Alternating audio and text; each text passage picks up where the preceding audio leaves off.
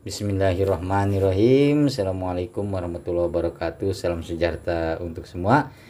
Semangat pagi, jumpa lagi di channel Raja Nagas Solusi Kompor Sobat. Gaskeun sob. Oke sob, kali ini Raja Nagas akan mencoba memposting bagaimana cara mengatasi kompor portable yang ketika dimatikan linya bunyinya jeblok.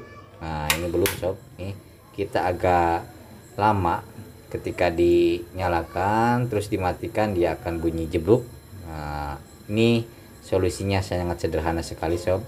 Kita cek dulu. Nih, masih belum bunyi jeblok sob. Nah, ini kayaknya dia mau diposting gak mau sob. Ini harusnya bunyi jeblok dari tadi. Ketika dites itu di bunyinya jeblok-jeblok. Kenapa nggak sekarang nggak jadi jeblok-jeblok atuh? Ini kan lagi dipostingnya. Pelanggaran ini kompor teh. Nih ketika dinyalakan agak lama sedikit seperti ini sob. Dia ketika dimatikan bunyinya akan seperti ini. Seperti ini sob. Nah, seperti itu sob. Aduh, karek ngajeblok ayeuna itu tadi ya. Ya. Ini bunyinya jeblok seperti tadi barusan sob. Bagaimana cara mengatasinya? Oke, nah seperti itu sob ya. Ketika sudah lama dinyalakan karena mungkin panas sob ya, jadi ketika dimatikan dia bunyinya bikin kita kaget.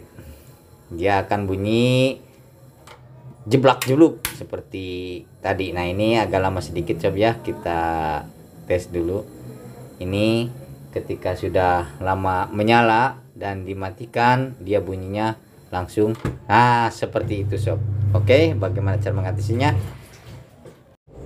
Pelan-pelan pastikan di jarum spuyer tembus ke sini sob. Sini ada kotoran yang mangpet sob. Silahkan sobat lakukan. Ini kayak hidup nih, loncat-loncat aja jarum pentulnya sob.